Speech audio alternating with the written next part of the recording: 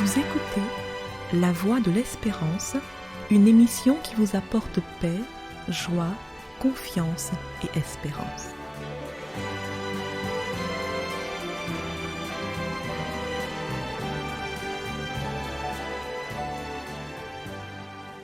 Bonjour la Guyane et bonjour à tous depuis la Guyane.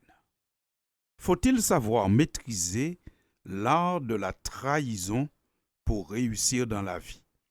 C'est la question que beaucoup se posent après avoir assisté à une semaine de tractation dans le cadre de la préparation des prochaines élections législatives françaises. Ayant été surpris par la dissolution de l'Assemblée nationale, décidée par le président de la République le dimanche 9 juin et contraint par un calendrier court, les différents partis doivent s'organiser pour la campagne de manière rapide, pour ne pas dire précipitée. Malgré le temps très court, chacun cherche à rassembler autour de lui ou à participer à l'alliance qui a le plus de chances de remporter l'élection. Et dans ce contexte, on entend plusieurs responsables, pour ne pas dire presque tout, ou carrément, nous pouvons nous risquer à dire tous, parler de trahison. Selon les observateurs et commentateurs de la vie politique, ces derniers jours, les trahisons politiques se sont multipliées. On a même entendu cette expression cette semaine. C'est le record du monde de la trahison. Bien malheureusement, la politique n'a pas l'exclusivité de la trahison. Il est question de trahison dans bien d'autres domaines de la vie. Elle trouve sa place, malheureusement, dans les couples, dans les entreprises, dans les clubs et même dans les églises. Le traître le plus célèbre n'est-il pas un personnage biblique, c'est-à-dire Judas l'Iscariote, celui qui a trahi et livré Jésus pour quelques pièces d'argent? C'est de là que vient l'expression « c'est un Judas » pour désigner un traître et le nom du dispositif qui est placé sur les portes des maisons pour permettre à l'occupant de savoir qui frappe à la porte. Judas est connu comme étant le traître par excellence et c'est pour cela qu'on a entendu cette semaine sur les plateaux de télé des politiciens qui par ailleurs se disent athées traiter leurs collègues ou leurs adversaires de Judas. Mais Judas n'est pas le seul à commettre une trahison dans le récit biblique. Il y en a d'autres, tels que Démas. Démas, il est d'abord présenté dans les Écritures comme un compagnon d'œuvre de l'apôtre Paul. Dans Philémon, chapitre 1er au verset 24, nous pouvons lire que Démas est un compagnon d'œuvre de l'apôtre Paul. Mais un peu plus tard, dans 2 Timothée 4 au verset 10, Démas finit par trahir l'apôtre. Et l'apôtre dit, je cite, « Car Démas m'a abandonné par amour pour le siècle présent et il est parti. » Fin de citation. Je vous rappelle la référence, 2 Timothée chapitre 4 et le verset 10. La Bible donc parle bien du phénomène de la trahison. Judas est le plus connu, mais il n'est pas le seul. Il n'est pas le seul. Et Démas lui-même n'est pas le seul dans ce chapitre 4 de la deuxième lettre de Paul à Timothée. Dans ce même chapitre, Paul parle aussi d'un certain Alexandre, qui apparemment exerçait le métier de forgeron et qui a aussi été un traître, puisque Paul dit dans 2 Timothée 4,14 « Alexandre, le forgeron, m'a fait beaucoup de mal. Le Seigneur lui rendra selon ses œuvres. » Alexandre fut probablement au départ un compagnon de Paul, et puis il a fini par lui faire du tort, par s'opposer à lui, par le trahir. Et quand c'est un ami proche qui blesse, qui trahit, c'est d'autant plus difficile à accepter. Par opposition, c'est aussi dans la Bible que se trouvent les plus inspirants exemples de fidélité. Des hommes comme le prophète Daniel ou l'apôtre Paul et bien d'autres encore.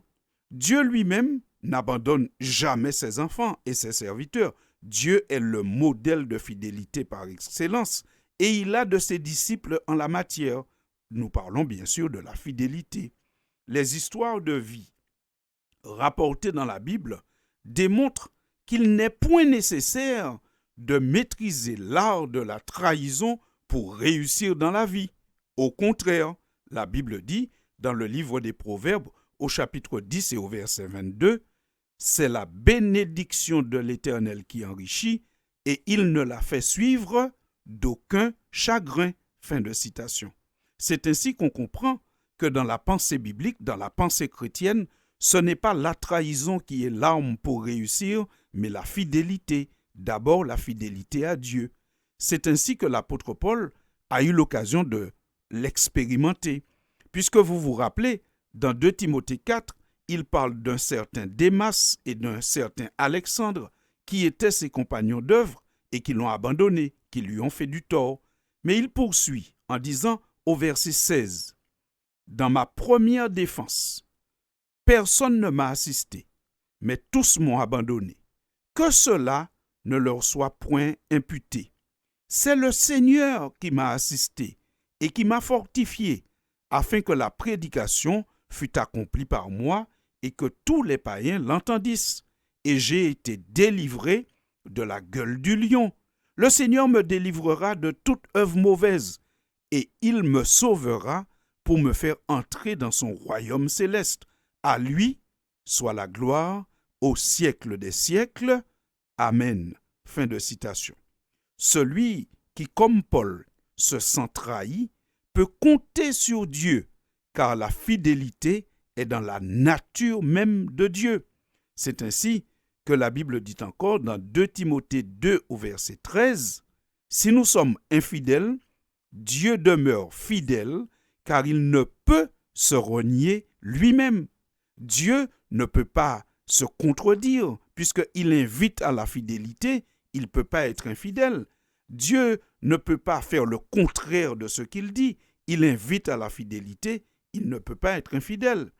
Et donc, nous comprenons que si nous nous sentons trahis dans notre famille, dans notre entreprise, dans notre club, ou peut-être même dans notre église, nous pouvons nous tourner vers Dieu, car il est celui qui ne trahit jamais et qui n'abandonne jamais ses enfants.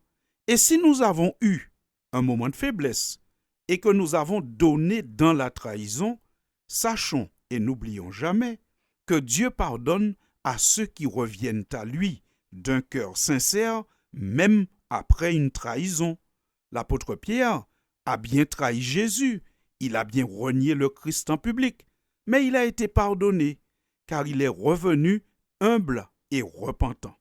Chers amis auditeurs de la Voix de l'Espérance, c'est vrai que cette semaine, certains ont pu penser ou se poser la question de savoir s'il faut maîtriser l'art de la trahison pour réussir dans la vie. Eh bien, nous constatons que non. Ce n'est pas l'art de la trahison qu'il faut maîtriser pour réussir, mais bien l'art de la fidélité. Fidélité d'abord à Dieu, fidélité à ses engagements, et nous nous rappelons que Dieu, si nous sommes trahis, peut nous prêter main forte, et que si nous avons été traîtres par moments dans notre vie, si nous revenons à Dieu, il nous pardonne et il nous relève. Alors sur ce, je vous souhaite à tous un bon week-end et une bonne semaine, et je vous dis à très bientôt pour une nouvelle édition de La Voix de l'Espérance. C'était La Voix de l'Espérance, une émission préparée par l'Église adventiste du 7e jour. Si vous désirez avoir une copie de la causerie d'aujourd'hui, demandez-la. Elle vous sera donnée gracieusement. Écrivez à La Voix de l'Espérance, boîte postale 169 97 324, Cayenne, CEDEX, ou téléphonez au 0594 25 64 26. Merci chers auditeurs et à bientôt.